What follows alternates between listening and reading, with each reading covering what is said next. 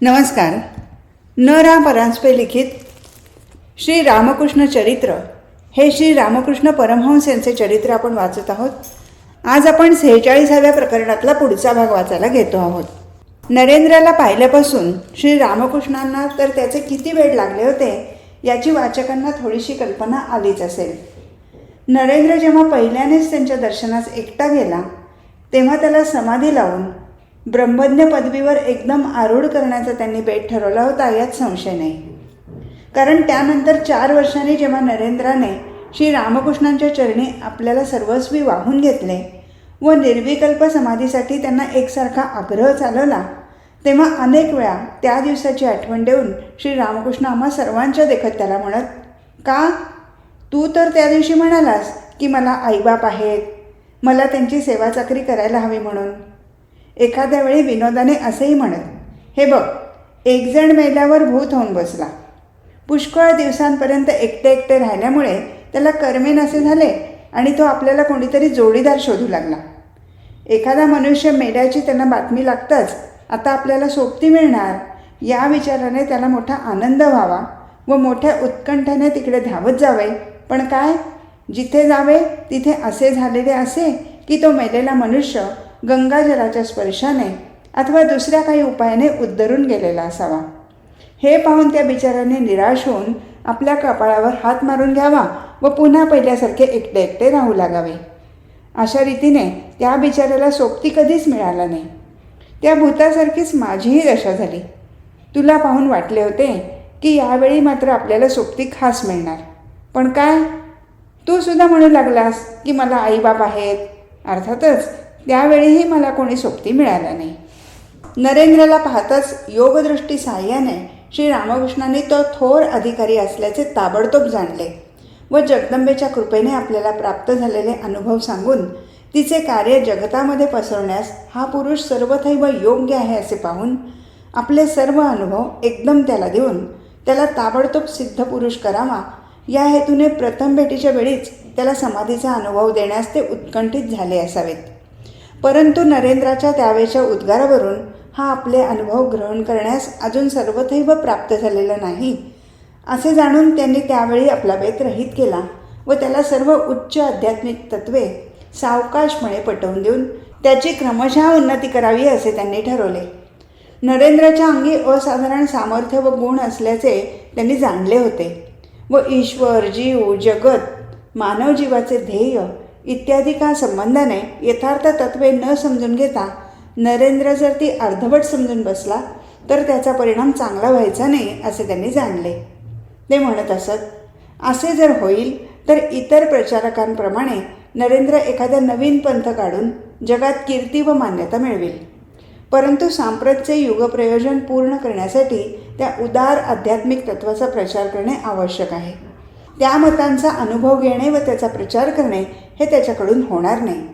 म्हणून नरेंद्रला आपली उच्च आध्यात्मिक अवस्था व आपली मते सर्वथैव कशी पटतील व त्याच्या सर्व शंका व संशयाचे पूर्णपणे निरसन होऊन तो सांप्रतचे युगप्रयोजन पूर्ण करण्याच्या कामी आपल्याला सहाय्यक कसा होईल इकडे त्यांचे लक्ष वेधू लागले. श्री रामकृष्ण नेहमी म्हणत की डबकी, तळी वगैरे ज्या ठिकाणी पाणी वाहत नाही त्याच ठिकाणी शेवाळ, लव्हाळी वगैरेची उत्पत्ती होते. त्याचप्रमाणे जेथे आध्यात्मिक जगतामध्ये सत्याच्या अंशालाच मनुष्य पूर्ण सत्य समजून बसतो तेथेच नवीन पंथाची उत्पत्ती होते. असाधारण बुद्धिसंपन्न नरेंद्रही कदाचित असाच एखादा नवीन पंथ निर्माण करून बसेल या भीतीने नरेंद्रला पूर्ण सत्याचा अधिकारी करण्याचा त्यांचा खटाटोप होता असे यावरून दिसून येते. असो, प्रथम भेटीपासूनच नरेंद्राचे श्री रामकृष्णांना जे वेड लागले होते त्याची पूर्णपणे कल्पना करून देणे फार कठीण आहे. संसारी माणसे ज्या कारणाने परस्परांवर प्रेम करतात त्यातील एकसुद्धा कारण विद्यमान नसताना नरेंद्राच्या भेटीसाठी त्यांचा जीव जसा कासावीस होत असे व त्याची भेट झाली असता त्यांच्या आनंदाला जसे भरते येईल तशी एखाद्याची अवस्था झालेली आमच्या तरी कधीही पाहण्यात नाही. निष्कारण एखाद्याचे दुसऱ्यावर इतके प्रेम असू शकते याची आम्हाला कधीही कल्पना नव्हती. श्री रामकृष्णांना नरेंद्राच्या भेटीची कशी तळमळ लागत असे याची कल्पना खालील 1-2 गोष्टींवरून येईल. नरेंद्राच्या प्रथम भेटीनंतर थोड्याच दिवसात स्वामी प्रेमानंदांना श्री रामकृष्णांच्या दर्शनाचा प्रथमच लाभ झाला. नरेंद्र 7-8 दिवसात दक्षिणेश्वरी न आल्यामुळे श्री रामकृष्णांची कशी अवस्था झाली होती याबद्दलची खालील हकीकत सद्गदित होऊन त्यांनी कित्येकदा तरी आमच्याजवळ सांगावी. ते म्हणत, स्वामी ब्रह्मानंदांच्या बरोबर आम्ही काही मंडळी एक दिवस दक्षिणेश्वरी श्री रामकृष्णांच्या दर्शनास गेलो होतो. त्यांच्या खोलीत जाऊन पाहतो तो ते श्री काली मंदिरात देवीच्या दर्शनास गेले होते. आम्हाला तेथेच बसावयास सांगून ब्रह्मानंद त्यांना आणण्यासाठी मंदिराकडे गेले.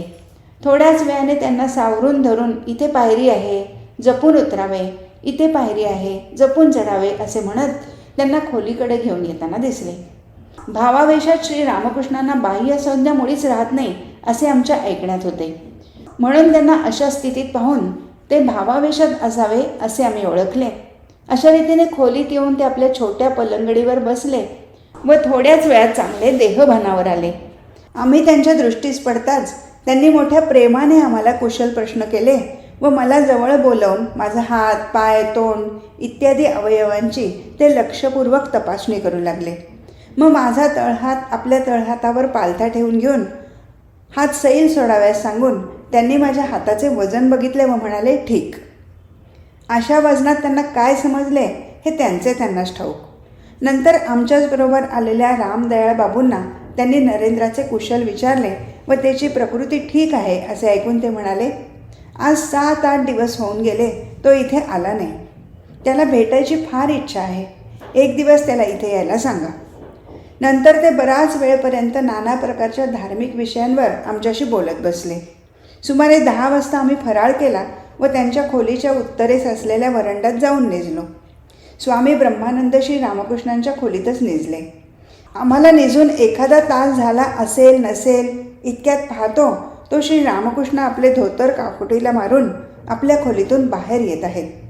जवळ येऊन ते रामदयाळ बाबूंच्या उशाशी बसले व त्यांना हाका मारून म्हणाले, काय रे, झोप लागली का? आम्ही दोघेही गडबडून एकदम उठून बसलो व म्हणालो, नाही महाराज अजून. हे ऐकून ते म्हणाले, काय सांगू, नरेंद्राच्या भेटीसाठी प्राण कासावीस होत आहेत. त्याला इकडे एकदा येऊन जायला सांगशील ना? नरेंद्र शुद्ध सत्वगुणी साक्षात नारायण. मधून त्याला भेटल्याशिवाय मी जिवंत राहणार नाही. रामदयाळ बाबूंना श्री रामकृष्णांचे नरेंद्रावर केवढे प्रेम आहे हे माहीत होते. म्हणून त्यांचे बोलणे ऐकताच, महाराज काही काळजी करू नका, पहाट होताच मी त्याच्याकडे जाऊन त्याला इकडे यायला सांगतो वगैरे सांगून त्यांचे सांत्वन करण्याचा त्यांनी पुष्कळ प्रयत्न केला. परंतु त्या रात्री श्री रामकृष्णांची तळमळ काही केल्या नाहीशी होईना. आपल्याबरोबर आपण दुसऱ्याचीही झोपमोड करीत आहोत हे लक्षात येऊन ते उठून खोलीत जात. परंतु थोड्याच वेळात पुन्हा आमच्यापाशी येऊन नरेंद्राचे गुणवर्णन करीत व त्याच्या भेटीसाठी प्राण कसा कासावीस होत आहे ते मोठ्या केविलवाण्या मुद्रेने सांगू लागत. त्यांचे ते नरेंद्रावरील अगाध प्रेम पाहून आमची अंतकरणे सद्गदित झाली व त्यांना तशा तळमळीत पडणाऱ्या नरेंद्राचे मन किती कठोर असले पाहिजे असेही वाटल्या वाचून राहिले नाही. पहाट झाल्यावर श्री रामकृष्णांचा निरोप घेऊन व श्री जगदंबेला प्रणाम करून आम्ही कलकत्त्यास परत आलो. तसेच आणखी एकदा वैकुंठनाथ सन्याल श्री रामकृष्णांच्या दर्शनास दक्षिणेश्वरी गेले होते. त्यावेळीही नरेंद्र बरेच दिवसात आला नसल्यामुळे श्री रामकृष्ण आनंदात नव्हते. वैकुंठनाथ म्हणत, त्या दिवशी त्यांच्या साऱ्या गोष्टी नरेंद्राविषयी चालल्या होत्या. ते मला हाक मारून म्हणाले, हे बघ, नरेंद्र शुद्ध सत्वगुणी, तो अखंडाच्या राज्यातील चौघांपैकी एक आहे व सप्तर्षींपैकी एक आहे. त्याच्या गुणांना अंत नाही. बोलता बोलता नरेंद्राच्या भेटीची तळमळ सहन न होऊन ते एखाद्या मुलासारखे रडू लागले. थोड्या वेळाने त्यांनी आपला शोक कसाबसा आवरला व ही मंडळी आपल्याला काय म्हणतील असे वाटून ते आपल्या खोलीच्या उत्तरेच्या वरंड्यात लगबगीने निघून गेले. पण तेथे तरी काय, आई ग, त्याला भेटल्या वाचून माझ्याने राहवत नाही असे म्हणून मोठमोठ्याने रडत असलेले आम्ही त्यांना ऐकले. काही वेळाने आपले रडे आवरून ते खोलीत येऊन आमच्याजवळ बसले व दीनवाण्या मुद्रेने म्हणू लागले, इतका रडलो पण नरेंद्र अजून काही आला नाही. त्याच्या भेटीसाठी प्राण कासावीस झाले आहेत आणि काळेच जसे पिळून निघत आहे, पण त्याला काही आहे का त्याचे? असे म्हणत म्हणत अस्थिर होऊन ते पुन्हा तेथून उठून बाहेर गेले. काही वेळाने फिरून आत येऊन म्हणू लागले, मी म्हातारा माणूस आणि त्याच्यासाठी असा वेडा झालेला पाहून लोक तरी काय म्हणतील बरे? तुम्ही सारी आपली माणसे, तुमच्यापाशी काही लज्जा वाटत नाही, पण दुसऱ्या एखाद्याने पाहिले तर त्याला काय बरे वाटेल. पण मी तरी काय करू, काही केल्या जीवाची तळमळ म्हणून शांत होत नाही. हे त्यांचे नरेंद्रावरील अलौकिक प्रेम पाहून आम्ही आश्चर्यचकित झालो व त्यांची समजूत घालण्याच्या इराद्याने त्यांना म्हणालो, खरेच महाराज, नरेंद्राने आपला मोठा अपराध केला आहे. त्याची भेट न झाल्यास आपल्याला फार कष्ट होतात असे ठाऊक असूनसुद्धा तो इकडे येत नाही, याला काय म्हणावे. असो. यानंतर आणखी एक दिवस आम्ही दक्षिणेश्वरी गेलो होतो. त्या दिवशी तेथे त्यांच्या जन्मदिवसानिमित्त उत्सव होता. भक्तमंडळींनी त्या दिवशी त्यांना नूतन वस्त्र नेसवले होते व त्यांच्या अंगात चंदनाची उटी लावून सुंदर सुंदर फुलांच्या माळा घातल्या होत्या. त्यांच्या खोलीच्या पूर्वेकडील वरांड्यात संकीर्तन चालले होते व श्री रामकृष्ण आपल्या भक्तमंडळींसह ते ऐकत बसले होते. परंतु आजच्या आनंदाच्या प्रसंगी नरेंद्र आला नसल्यामुळे श्री रामकृष्णांचा थोडा विरस झालेला दिसला. त्याच्या वाटेकडे त्यांचे डोळे एकसारखे लागले होते व अधूनमधून निराशेने आज अजून नरेंद्र आला नाही असे आमच्याकडे पाहून ते म्हणत होते. 2 प्रहराच्या सुमारास नरेंद्र एकदाचा आला व त्यांच्या पायावर मस्तक ठेवून त्यांच्याजवळ बसला. तो येता क्षणी श्री रामकृष्णांच्या आनंदाला जणू भरते आले व एकदम उठून नरेंद्राच्या खांद्यावर बसून ते गंभीर समाधीमग्न झाले. समाधी उतरल्यावर नरेंद्राशीच त्यांच्या गप्पा गोष्टी सुरू झाल्या आणि त्याला काहीतरी खाऊ घालण्याच्याच अवस्थेत ते निमग्न झाले. त्या दिवशी मग कीर्तन वगैरे तसेच राहिले. वरील वर्णनावरून श्री रामकृष्णांचे नरेंद्रावर किती विलक्षण प्रेम असे याची थोडीशी तरी कल्पना येईल. नरेंद्राला श्री रामकृष्णांच्या दिव्य सहवासाचा लाभ 5 वर्षे घडला. दर आठवड्यास तो दक्षिणेश्वरी जाऊन श्री रामकृष्णांचे दर्शन घेई व मधूनमधून 2-2, 3-3 दिवस तेथे राहीही. श्री रामकृष्णांच्या अद्भुत शक्तीची प्रत्यक्ष माहिती त्याला पहिल्या 1-2 भेटींमध्येच झाली होती व अशा असाधारण शक्तिसंपन्न महापुरुषाचे आपल्यावर केवढे अपार प्रेम आहे याची जाणीव सदोदित त्याच्या मनात जागृत राहून त्यांच्याकडे गेल्यापासून त्याला राहवत नसे.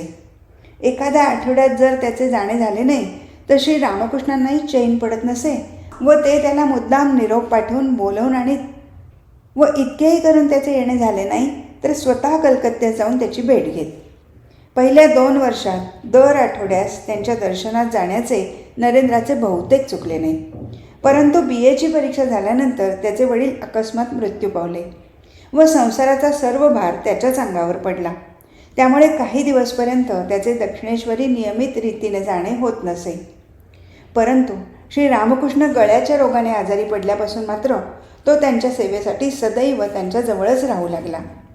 नरेंद्र हा उच्च दर्जाचा आध्यात्मिक अधिकारी असल्याचे योगदृष्टीने जाणल्यापासून त्याला पुढील महत्त्वाच्या कार्यासाठी कशा रीतीने तयार करायचा हे त्यांनी स्वतःशी ठरवून ठेवले व त्याला आपल्या दिव्य शक्तीची ओळख पटवून देऊन व त्याला आपल्या अपार प्रेमाने पूर्णपणे जखडून टाकून त्याला त्यांनी सर्वथैव आपलासा केला व मग नाना तऱ्हाने शिक्षण देऊन त्याच्या सर्व शंका व संशय यांचे निरसन केले व त्याचे शिक्षण पूर्ण झाल्यावर धर्मसंस्थापनेचे कार्य कशा रीतीने करायचे याविषयी नीट उपदेश करून शेवटी आपल्या सर्व भक्त मंडळींचा भार त्यांच्यावर टाकून ते निश्चिंत झाले. या 5 वर्षाच्या दीर्घ काळात या अलौकिक गुरुशिष्यांना एकमेकांच्या सहवासात जो आनंद झाला असेल, त्यांचे परस्परांशी जे सुखसंवाद झाले असतील, ईश्वरीय कथावर्णनात जे बहारीचे प्रसंग आले असतील, त्या सर्वांचे यथायोग्य वर्णन करणे केवळ अशक्य आहे. नरेंद्राचा स्वभाव अत्यंत चिकित्सक.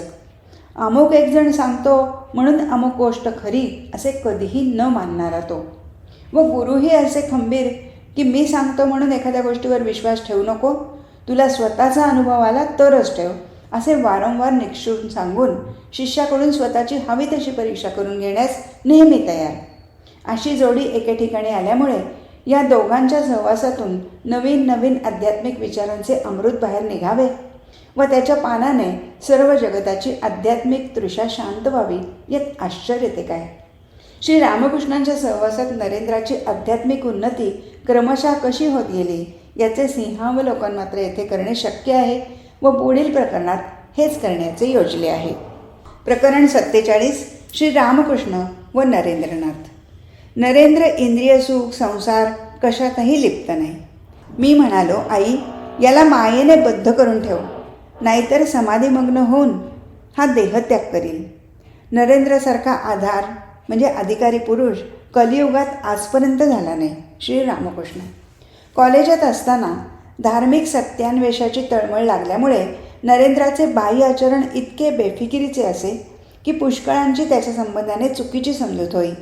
त्याचा प्रचंड आत्मविश्वास, असाधारण सत्यनिष्ठा, अलौकिक तेजस्विता इत्यादी गुणांची ओळख नीट न पटून पुष्कळजण त्याला उद्धट, दांभिक, स्वच्छंदी असे म्हणत. लोकांच्या स्तुतीनिंदेविषयी पूर्ण उदासीनता, स्पष्ट वक्तेपणा, निर्भयपणा वगैरे गुण त्याच्या अंगी विशेष रूपाने असल्यामुळे इतरांची त्याच्याबद्दल अशी चुकीची समजूत होई यात शंका नाही. नरेंद्राबद्दल त्याचा एक शेजारी एक दिवस असे म्हणाला, या पलीकडच्या घरी एक मुलगा राहतो. त्याच्यासारखा विलक्षण मुलगा साऱ्या जगात नसेल.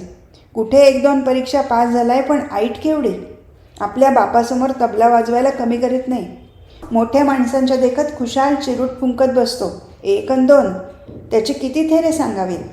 आणि त्याच्यानंतर 2-4 दिवसात दक्षिणेश्वरी श्री रामकृष्णांच्या तोंडून नरेंद्रविषयी हे ऐकले, ही सारी मुले काही वाईट नाहीत. कोणी 1 तर कोणी 1.5 परीक्षा पास झाली आहेत. स्वभावाने चांगली सभ्य, शांत आहेत. पण नरेंद्रसारखा एकही कोणी दिसत नाही. गाण्यात काय, वाजवण्यात काय, विद्येत काय, बोलण्यात काय, धार्मिक विषयात काय, साऱ्या गोष्टीत नरेंद्र हुशार. ध्यान करण्यात बसतो तर रात्र निघून जाऊन सकाळ झाली तरी त्याला भानच नसते. आमचा नरेंद्र म्हणजे खरे नाणे आहे.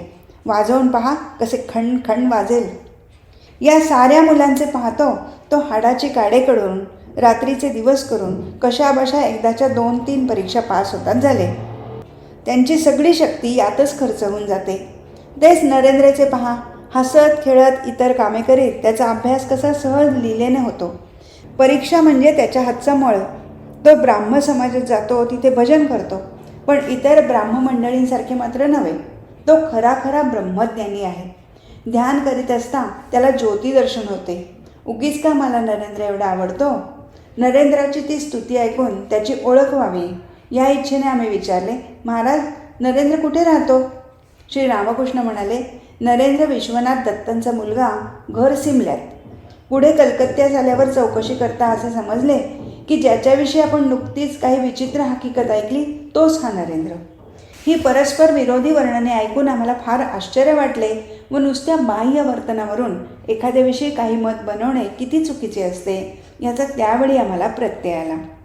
अंतर्दृष्टीने नरेंद्राची योग्यता जाणल्यामुळे त्याच्या संबंधीचे आपले मत कोणाजवळही स्पष्टपणे सांगण्यात श्री रामकृष्ण कमी करत नसत. एखाद्याची 4 चौघात प्रशंसा केली तर त्याला बहुधा स्वतःचा अभिमान वाटू लागतो. हे माहीत असूनही श्री रामकृष्ण सर्व लोकांसमोर त्याची स्तुती करत, कारण त्यांना ते पक्के ठाऊक होते की या स्तुतीचा नरेंद्राच्या मनावर काहीही अनिष्ट परिणाम खास होणार नाही. उलट इतक्या स्तुतीला आपण पात्र नाही असे जर त्याला वाटत असेल तर ते गुण अंगी आणण्याची तो अधिकच खटपट करेल. एकदा केशवचंद्र सेन, विजयकृष्ण गोस्वामी वगैरे बडी मंडळी श्री रामकृष्णांच्या जवळ बसून त्यांचा उपदेश ऐकत होती. त्या मंडळीत नरेंद्रही होता.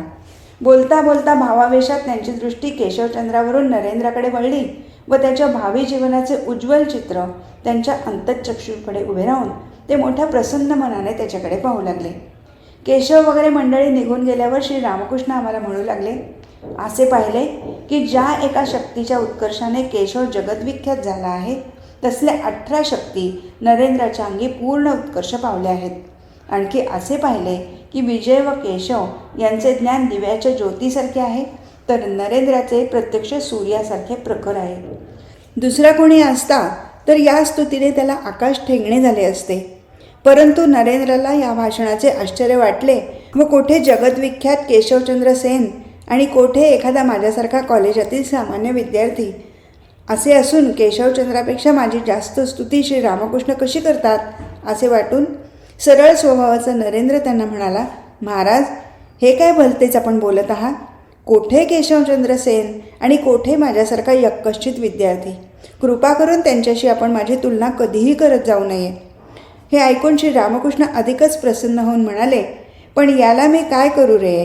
तुला काय वाटते की हे सारे मी आपणहून बोलतो. आई मला जसे दाखवते तसे बोलतो.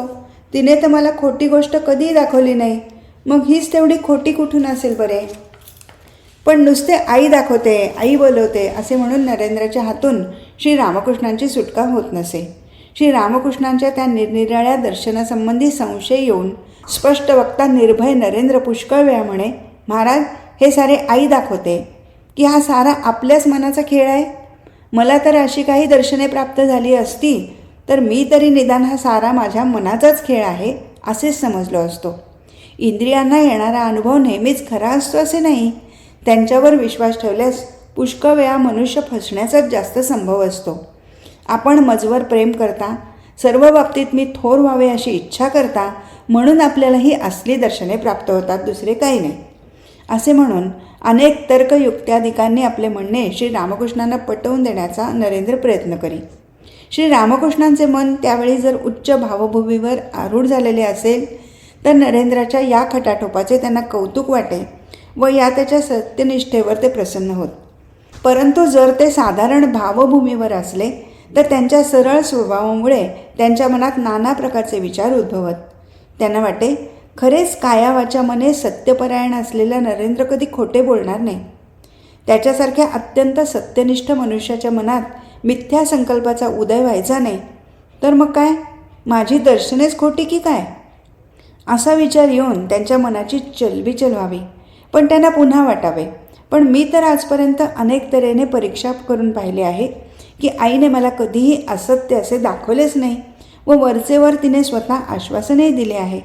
तर मग हा नरेंद्र माझ्या दर्शनांना कल्पनेचे खेळ म्हणतो हे कसे? आणि मी सांगितल्याबरोबर त्यालाही सत्य आहे तसे वाटत नाही. असा मनाचा गोंधळ उडून जाऊन श्री रामकृष्णाने आईकडे धाव घ्यावी आणि आईला तरी आपल्या बालकाचे सांत्वन केल्यापासून कसे राहावे? त्याच्या म्हणण्याकडे तू लक्ष देतोस कशाला? काही दिवसांनी आपोआप तो साऱ्या गोष्टी मानू लागेल असे तिने सांगावे, तेव्हा कुठे त्यांच्या जीवात जीव यावा. या प्रकारचे एक उदाहरण येथे दिल्यास ठीक होईल.